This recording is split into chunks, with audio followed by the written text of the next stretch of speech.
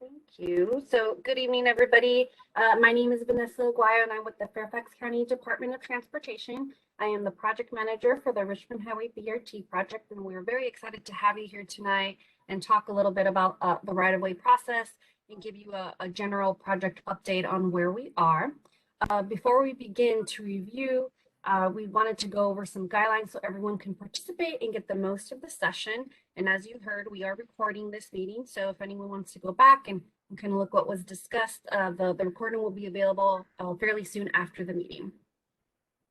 So just really quickly, you are welcome to submit questions into the Q&A function of WebEx window at any time during the presentation. At the end, though, is when we will go through the questions, and we do please ask that everyone do use the Q&A function and not the chat. If you do this by opening the Q&A window, type in your question, and then after that, again, at the end of the presentation, we'll go through the questions. To ask a question via the phone, if you're calling in, you just press *3 to raise your hand, and you will be added to the queue. For tonight's presentation, for the Q&A session, we all do want to focus on the general questions related to a right-of-way process, but to inquire about any particular property around the corridor, please email the project team. You can see our information here. You can contact us at dotbrt@fairfaxcounty.gov. And if you just put in either spell out right-of-way or ROW in the subject line on the project team, will absolutely get back to you with any answers to your questions.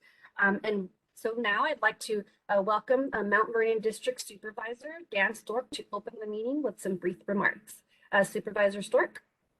Well, thank you, Vanessa, and I'll just take a moment to welcome everybody and to thank you, most importantly, for being on the video link. It's very important that you're part of these conversations. We've spent, as I think many of you know, years already in the preparation and development and the planning. And we have, as we all know, many more years to go, but each step of this process is crucial that we do it the right way, and your input and the county's efforts are the key difference in making that happen. So the right-of-way process tells all of us that we're actually on the ground. We're getting ready to actually not quite move dirt, but we're definitely moving ownership, and that's the key part before we start moving dirt. So happy to be part of this. You're more than welcome to talk with me or my staff. I know I have two staff members that are on here, Peyton Smith and Nick Reinhardt, and they'll be listening as well as I throughout the night. And if you have anything beyond this, you're welcome to contact our office either directly by phone, or maybe the easiest way is MTVERNON, that's Mount Vernon at fairfaxcounty.gov. So welcome. Thank you for being part of the evening. Thank you, Supervisor Stork. And now I'd like to welcome the District Supervisor, Rodney Lusk. Supervisor Lusk.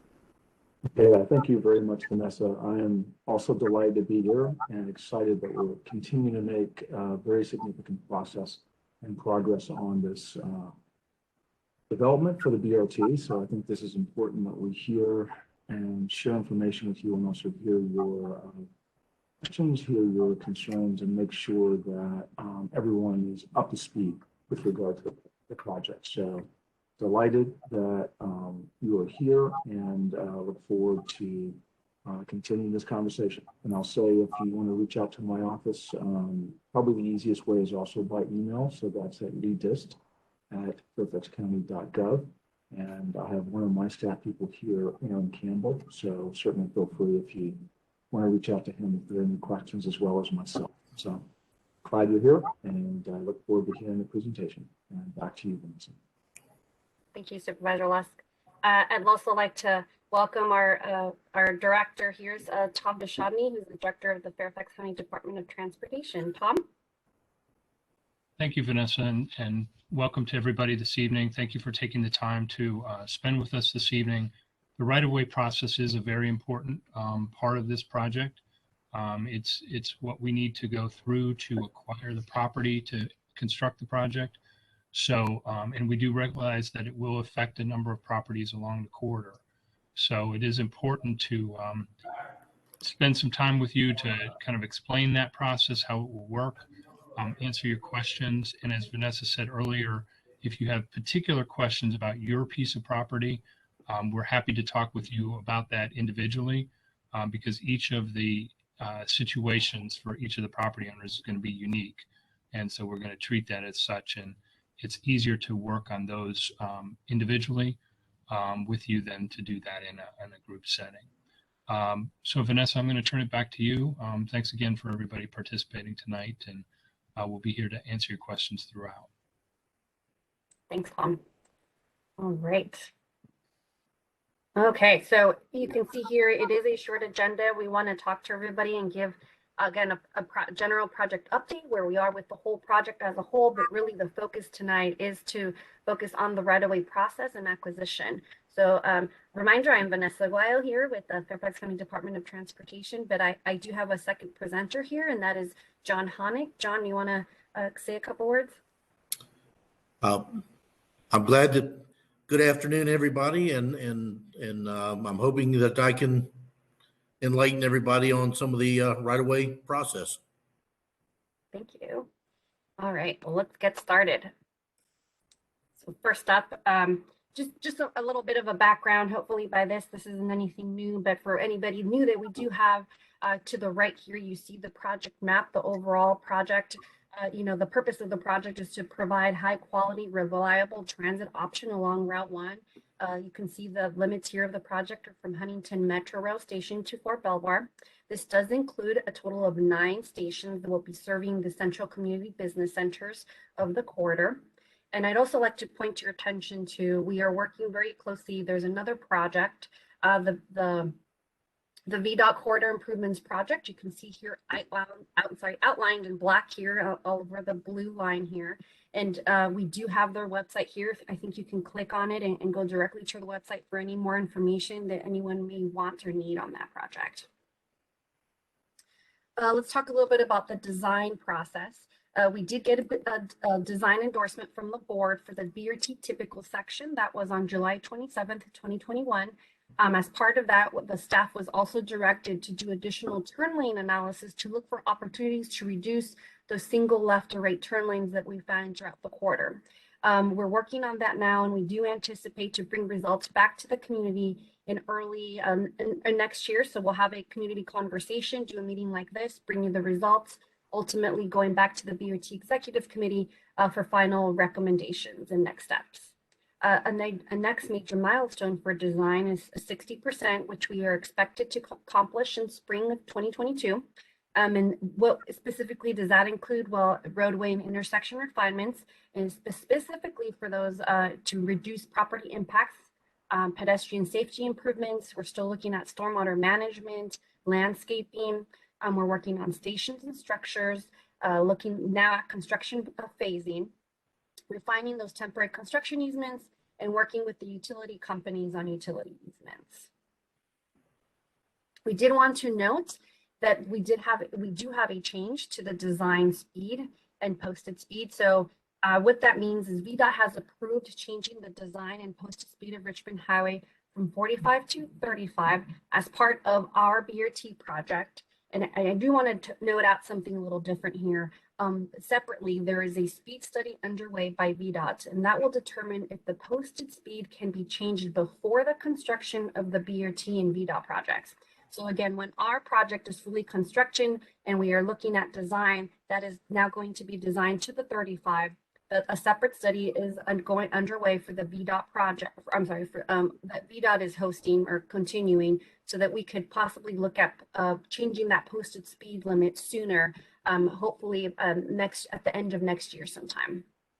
So, but looking at that, lowering that design speed for the project, well, what does that do? It helps create a more urban corridor. It reduces those intersection sight distance requirements, some of those deceleration requirements for at turn lanes. And finally, it gives us more flexibility on geometrics, including those tapers for roadways. This is all to reduce and kind of squeeze the typical section and overall for the design. The Environmental Policy Act, NEPA, or environmental document that you hear us sometimes say, this is a document we've been working on since 2019. So this is looking at environmental impacts that includes both natural and community impacts that we are looking and considered. The report is now in final review by the Federal Transit Administration.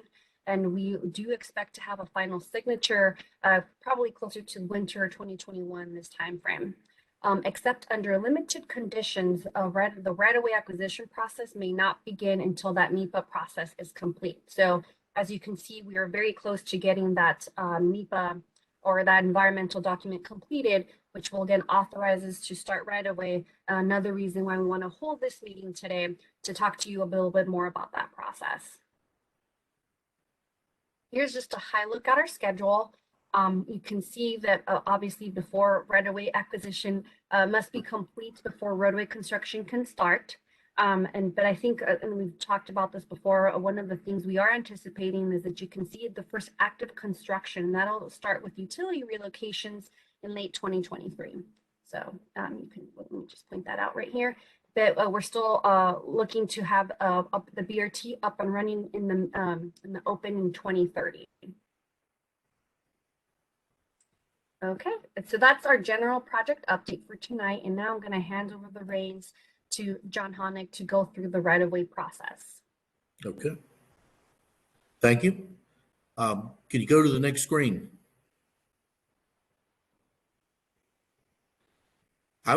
This information was reviewed approximately a year ago, but I'm going to be describing the right-of-way acquisition process in a little more detail than it was a year ago. As we're getting closer to the project.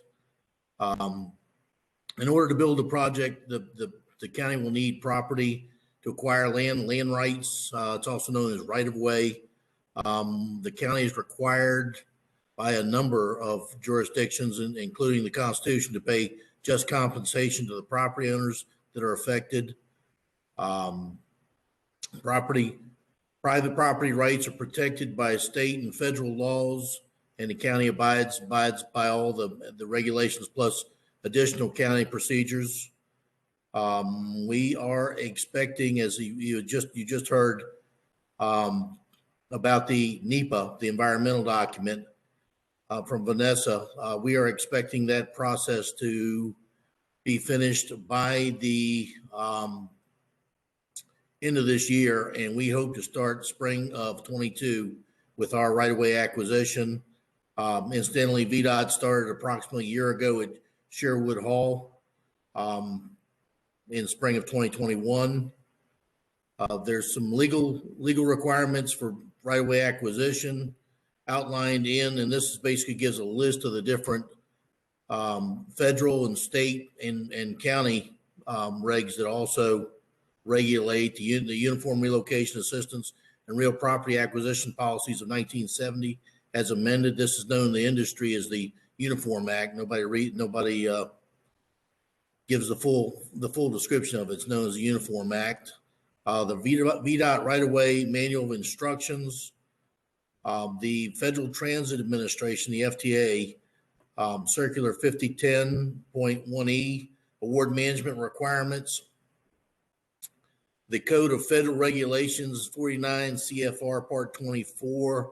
Those of us in the industry commonly refer to it as the Yellow Book, and the applicable laws and policies of Fairfax County, Virginia, and the Commonwealth of Virginia. These are the regulations that we will be abiding by as part of the acquisition process and towards this project. Next slide. Next slide. Process considerations, and this was also shown at the last meeting. Fairfax County is following the county, the state, and the federal procedures, basically to ensure that all property owners are treated fairly and respectfully. Each property is considered. The impact for each property is considered individually to minimize the need for acquisition. Each property is unique, and the impacts evaluated on a case-by-case basis. The offer packet will contain multiple documents. And I'll go through those fairly fast. An offer letter, which will be on. The important thing to remember, it will be on county letterhead. I know some letters are being are being received even now from some of the legal firms. Contract of sale, an appraisal or waiver valuation. The title report is also required now to outline ownership and any clouds on title. The deed and sealed plats, utility easements and sealed plats, if there are any utility easements on your particular property. The tax form W-9, most of us are familiar with that will allow our Department of Finance to order checks, mortgage information forms, and that's essentially going to be releases so that we can contact your mortgage companies. It gives us the right, gives them the right to release information to us. Notification of relocation benefits. This will apply if, in fact, it is a total acquisition or uneconomic remnant, and we are displacing individuals. 90-day assurance letter. Essentially, what it says that we're required at a minimum to allow 90 days. And the county guide for property owners and tenants, and that basically outlines a lot of what I'm going to be going through. It's a good reference point. Next slide. There are various for those properties that are affected. There are various types of acquisitions. The whole acquisition, or total, what they call a total acquisition, is where Fairfax County requires the entire property, buys the entire property in fee simple. It is typically, if it's occupied property, whether it be owner or tenants, relocations come involved. It's typically one of the more difficult types of properties. Partial acquisitions can also be difficult, but it's basically where Fairfax County just requires strips or easements across the frontage, typically utility easements, temporary construction easements, permanent drainage easements, that sort of thing. Easements are right to use the property for a specific purpose. Acquisition of uneconomic remnants. Uneconomic remnant is where the highest and best use of the property or the use of the property is changed, and the remaining part of the property, the part of the property that remains, basically has a very much diminished value. Typically, damages are paid to the owner. The owner has the right to retain the uneconomic remnant. They have the first right of refusal, or many of these will actually probably turn into whole acquisitions, total acquisitions. And then easements, that's where the Fairfax County seeks the right to use all or part of the property for a specific purpose. That's basically the definition of an easement. It can be perpetual, a permanent, or a temporary easement. Temporary easements typically would be a construction or grading easement to put the property back in shape. Next slide.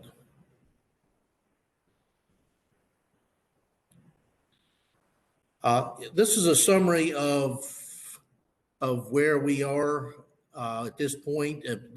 It's the same summary that was shown a year ago, but there are some changes to it for the good.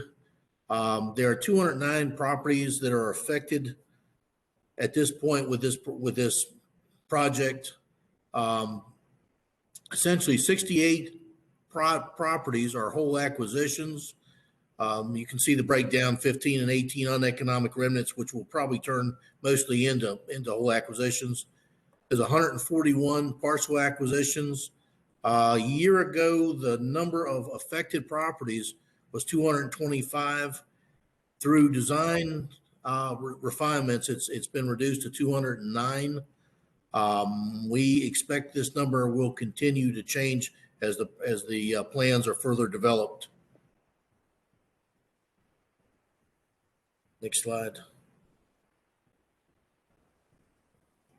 Checking for potential impacts. This is a county website that's listed there that you can click on, and what it is, it's known as roll plots. It's a PDF of the properties, and it shows the acquisition if in fact there is an acquisition on the property. This one there is, it's going to be a stormwater management pond, but you can see the different colors to the right of the picture that show what the lines represent. It'll be listed under roll plots. I'm sorry, on the internet, on the internet site. I've been through the different types of impacts, but you can see what types there are. They're listed again. Next slide. Thanks, John. Just real quick, I'd also add we have these static. So as John just mentioned, we call them roll plans or plots. But we also do have an interactive website where if you put in the address, in this case, if you were to put in 6411 Richmond Highway, would take you directly to the address. So that is another option that in case you didn't want to use the static way. Just wanted to mention that. And next slide. Thanks, Vanessa. Yeah. Oh, next talk slide. about it now. Sorry. Next slide.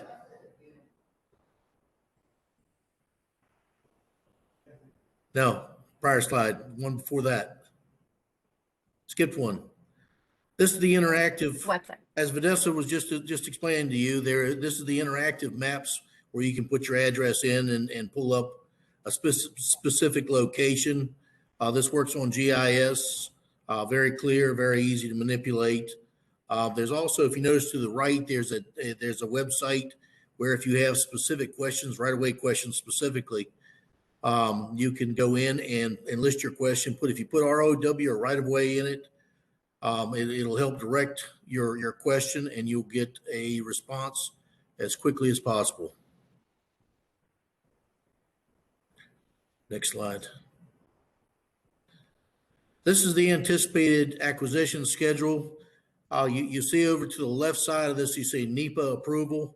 The county may not start right-of-way acquisition until the NEPA has been approved by the FTA, federal agency, Federal Transit Administration. And we're anticipating that to occur sometime between now and the end of the year. We're hoping to get off the ground running January 1st. You can see how the properties are broken out into sections. We're going to start with the whole parcel or total acquisition parcels, and the reason that is because they have relocations and they take the longest to get to resolve. We're going to break them into groups, into manageable size groups. There's more than 4 groups. This is just a depiction, but there's more than 4 groups. There'll be 10 to 15 parcels in each group. And what that does is it allows time for the appraisal and other paperwork to be done. Plus it allows time for the negotiation agent and the relocation agents to make it manageable for them. Once approximately the middle of 2023, we will be adding the uneconomic remnants and relocations for those properties and partial acquisitions. That's the ones that I was describing, is if it's a strip take along the frontage typically, or where we don't need the entire property, just a right to use part of it for certain things.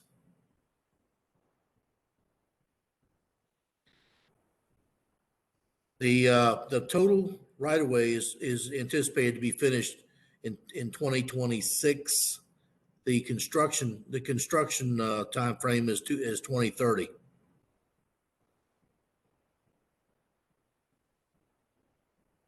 Okay, I'm sorry.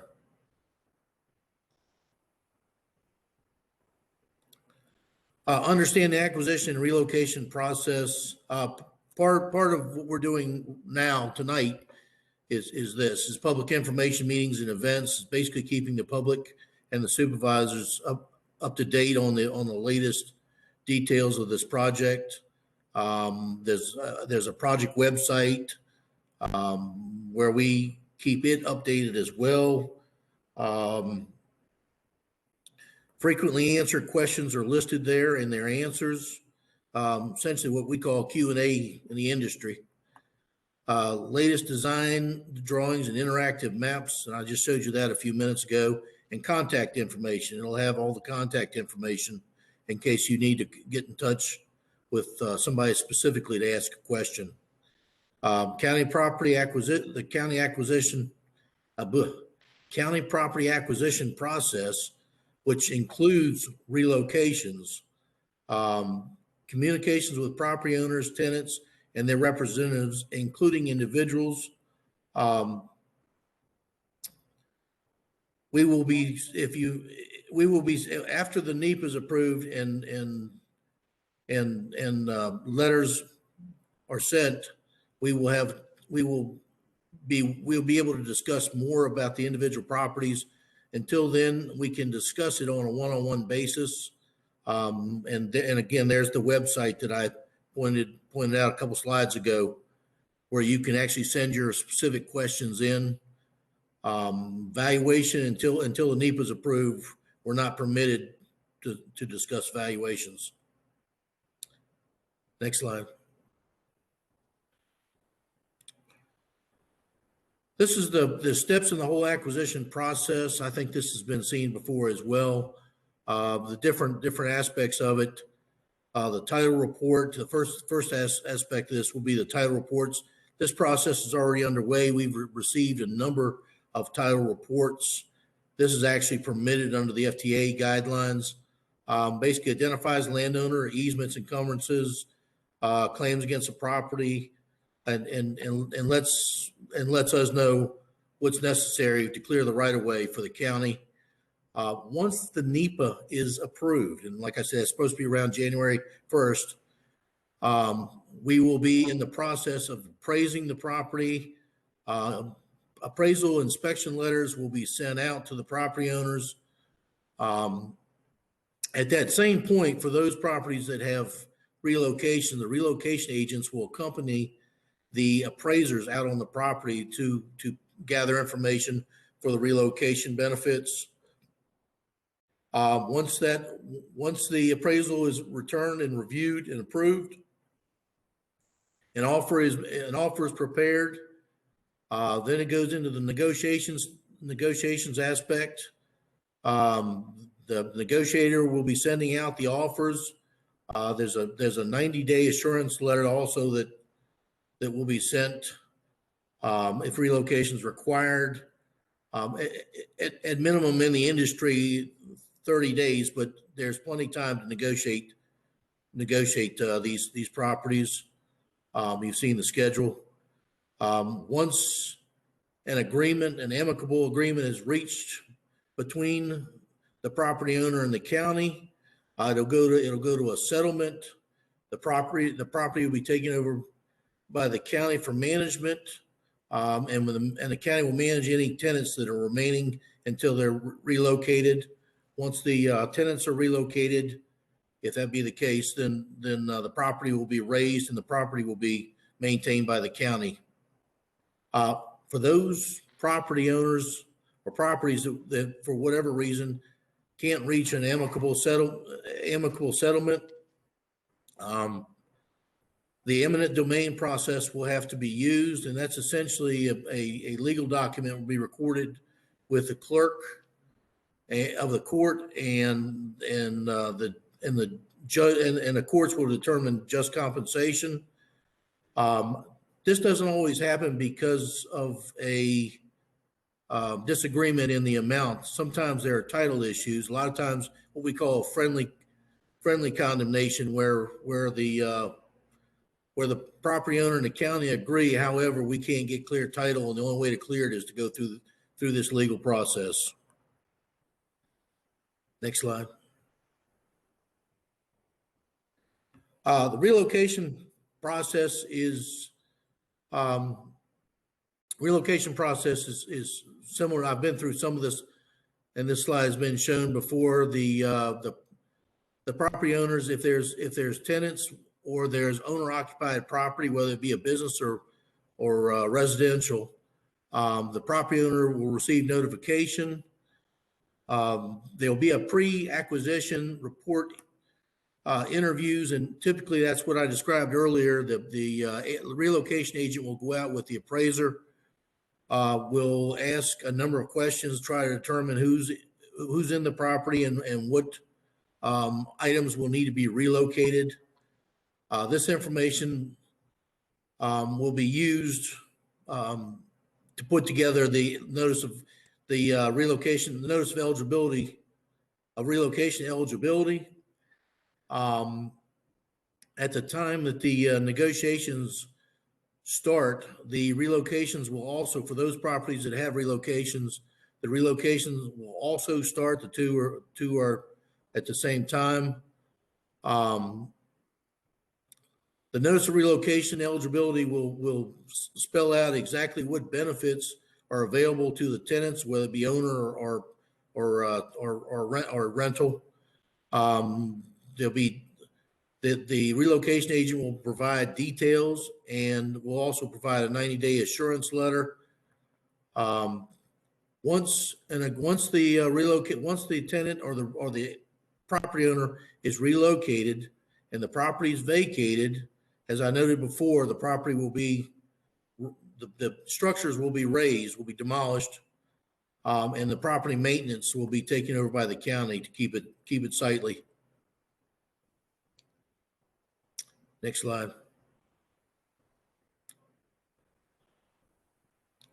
Available relocation advisory service. This is provided by the relocation agent, and this is some of the details that residential relocation assistance.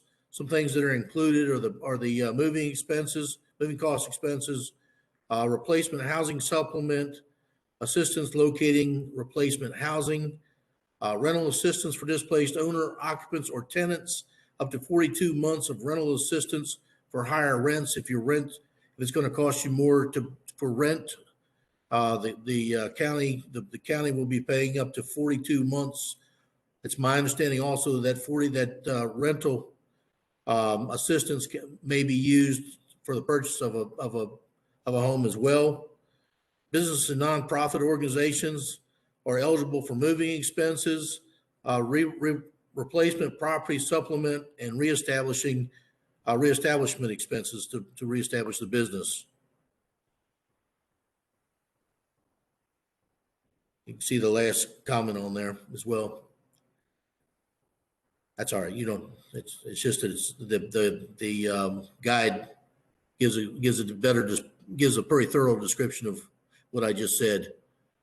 Permission letters for site visit and survey and appraisal. The first part of this has already taken place. The site visit and the survey that mostly has taken place. You would have received a letter. The thing to remember is if you receive a letter, any correspondence from the county, that it's going to be on county letterhead. We've gotten a number of questions on that. Where we are now is the appraisal and the acquisitions. The next letters that you should receive should start sometime in January for those properties that are scheduled to start then. The appraiser, you will receive a letter allowing you to accompany the appraiser, and also the relocate. If there's a relocation on the property, the relocation agent will also be there to gather information. And I just noted that the first group of acquisitions is anticipated to start this spring, 2022. Next slide.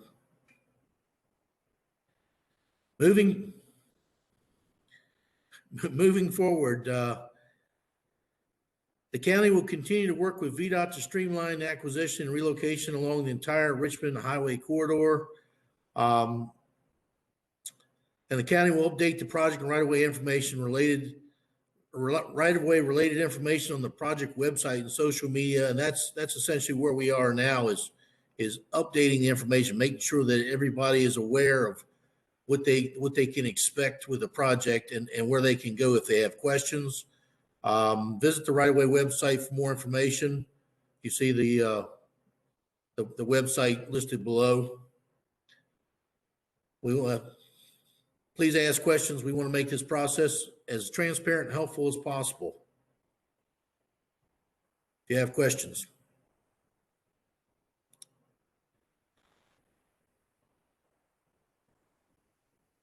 Am I taking this one? Thanks, John. No, we can both take it, but I'll start it with just for this discussion. We again want to just rename that we are really trying to answer general questions related to the right-of-way acquisition process. As we've said, so all the properties, we treat them as individuals, and they're so different, and they all have different circumstances. So we'd rather talk with any property owner one-on-one. As we said, because of those confidential discussions. So. Lastly, to schedule an appointment with the project team, again, here's our website, dotbrt@fairfaxcounty.gov, and just include either spell out right away or ROW, and one of our project staff members will get back to you and work with you on having the conversation or just giving you more information. So really quickly, again, we're going to open it up for questions.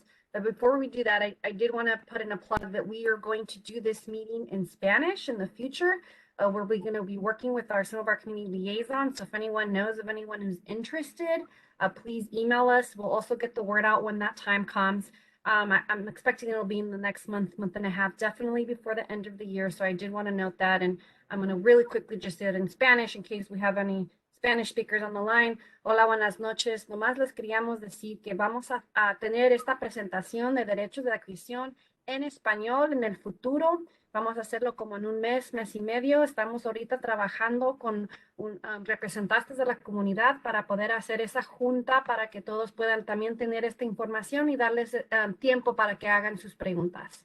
So for tonight, though, if you, again, you can please, happen here. Please use the Q&A function. Open the Q&A window, type in your question. That's how we'll be taking questions. If you're calling via telephone, if you press *3 to raise your hand, you will be added to the end of the queue or to the queue. And with that, I think we will open it up for questions. And Jenny, you're going to be my questions person. Do we have anything in the questions box? Yes. Hi, Vanessa and everyone. We had one question that I responded to via the chat in the Q&A. Just wanted to note, it was asked if we can send out a link to the slides. And I noted that the slides will be posted on the website along with a recording of this meeting. So we will send an email out when those are posted. Thank you, Jenny. Excellent. The next question I'll ask is, are specific early acquisitions indicated on the roll plots? No. So, and I guess, sorry, John, I'm going to jump in. If I get anything wrong, feel free to correct me. There were two properties that were actively, I guess we're going to say, for sale. That we looked at our impacts and we just thought let's start that process. So we did have to gain special permission for those through the Federal Transit Administration, as we did, which is basically just doing a mini environmental document to get pre-approval. Now we're starting that process, going through that process now. But I guess specifically, I don't think, right, John, they are, other than the impact themselves that is already on the website, then yes, that we don't call them out. We don't call them out as advanced acquisitions. They're listed the same as all the other properties, although in this particular case, we're actively in the process of acquiring the properties. Correct. Great, thanks. The next question is, what are some of the eligibility requirements for relocation assistance for a business that is renting?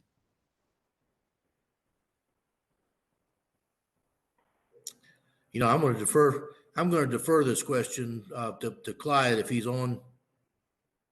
If he's on here, he's more of an expert, and I'm not.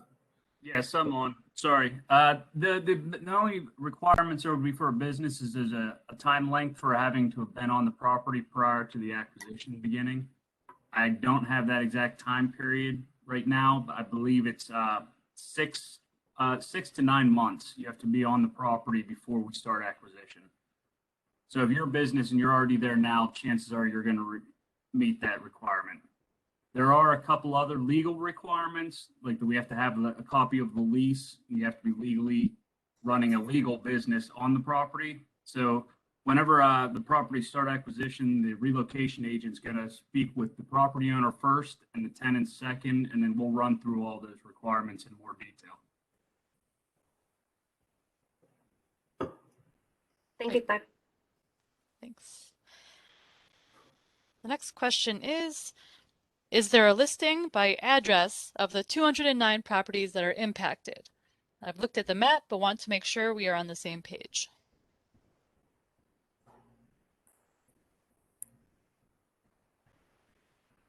Vanessa, you want to take that? You want me to take it? No, go ahead. There is a list of the properties. I'm trying to think now how they're listed, whether they're listed by tax map number or listed by address, but there is a list of all the properties with a parcel number assigned to them. I can't remember the specifics of the question now. Can you repeat the question more time? Make sure I answered it. I Sure, was going John. to say, or if you want to send us your, like start the process and specific properties, if you want to have questions on, or you're not sure about, we're always happy to answer it through email as well. They're asking for a list of properties. So if you're not sure if your property is impacted, we are happy to discuss those with you. And be aware that the list of properties that are affected by the project is likely to change in some aspects as the design continues. Great. Thanks to both of you. The next question is a follow-up. Will you pay the differences in rent for businesses if their relocation place is a higher rent but the same square footage, or is that only for residential? I believe that it is, but I'm going to defer to Clyde. Make sure that I don't go off the road. No, there are no relocation benefits for differences in rent for businesses. The difference in rent is only for residential properties. Okay. Okay, thank you. That is currently our last question in the queue. All right, thank you, Jenny.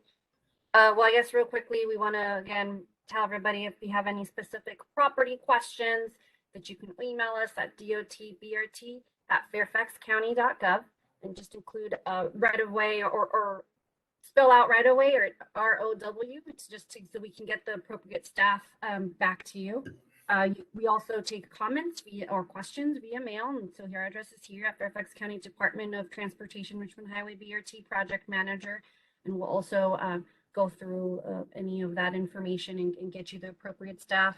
I guess just a quick reminder, if you're not using the Q&A function and you're calling in, you can also just press *3 to raise your hand and be added to the queue.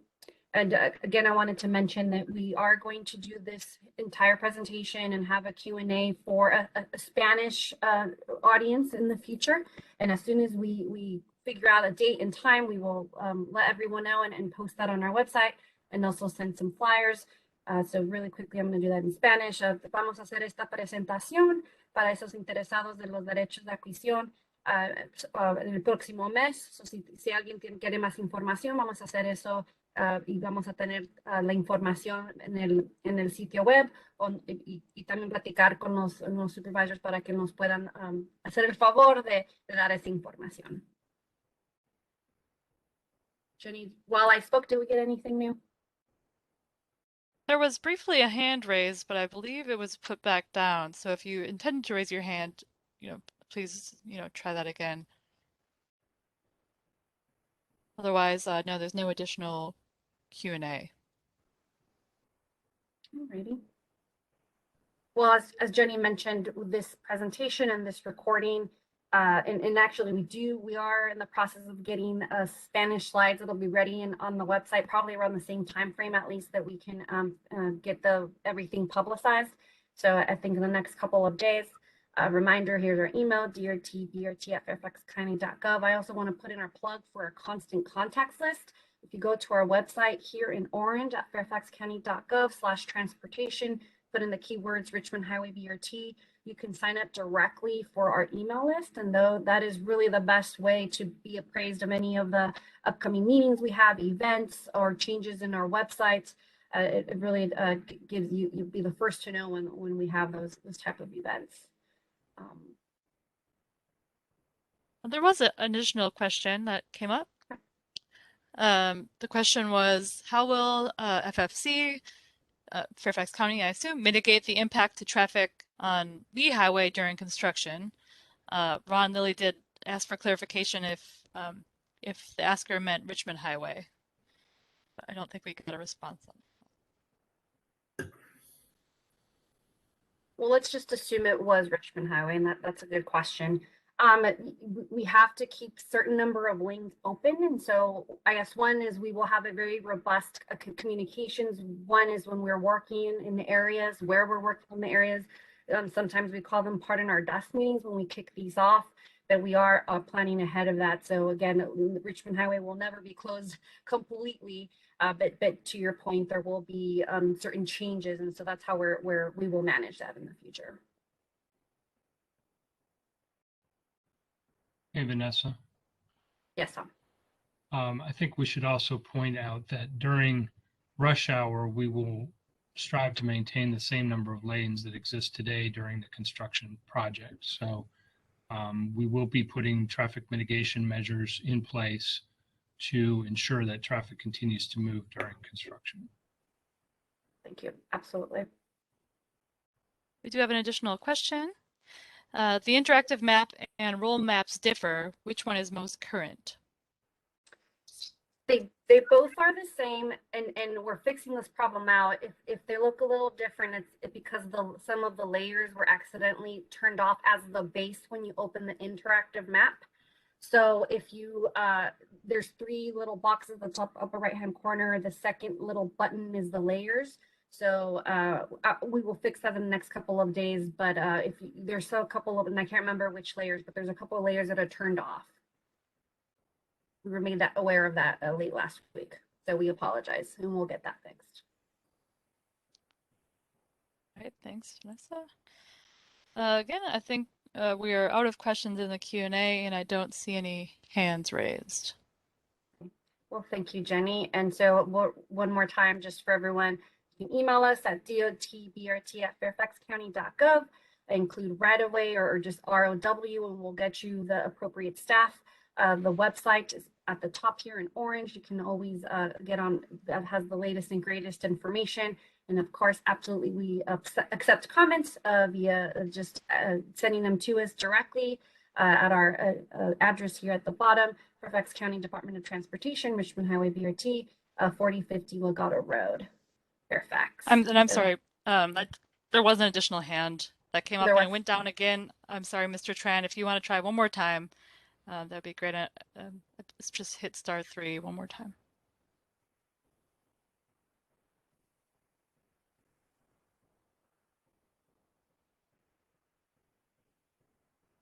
He needs to be unmuted by Ron. Okay, let me work on that. Well, the hand went down again, so I'm not sure. Okay.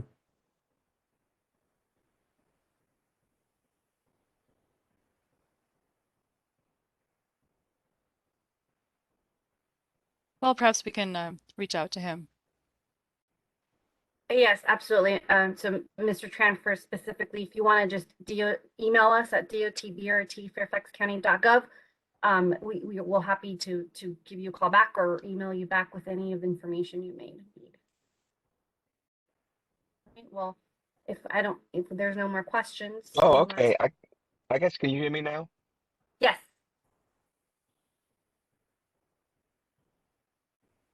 I guess, can you hear me now? Yes. Yes. Yes. Okay. Oh, okay, good. I don't know how to use this new software. But anyhow, I know that you mentioned this several times. So I should be waiting for my email. You're gonna send this whole slides via the email, right? Is that correct? We post them. We'll post them on our website, and if you're on our constant contacts list, or if you email us at dotbrt@fairfaxcounty.gov, we can absolutely send you the link to this information.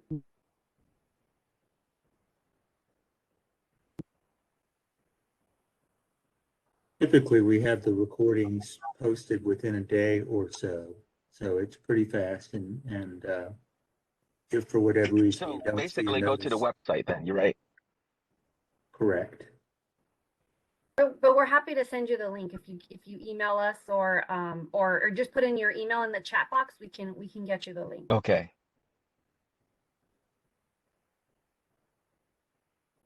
Okay. Great, thanks. So with that, I believe there are no further questions. Okay. Okay. Well, thank you, everyone. We want to thank you for your time tonight. Thank you for joining us. Again, we will be posting all this information and this recording on our website. Thank you and have a good night. Yes, thank you. Thanks, everybody. Thank you, guys.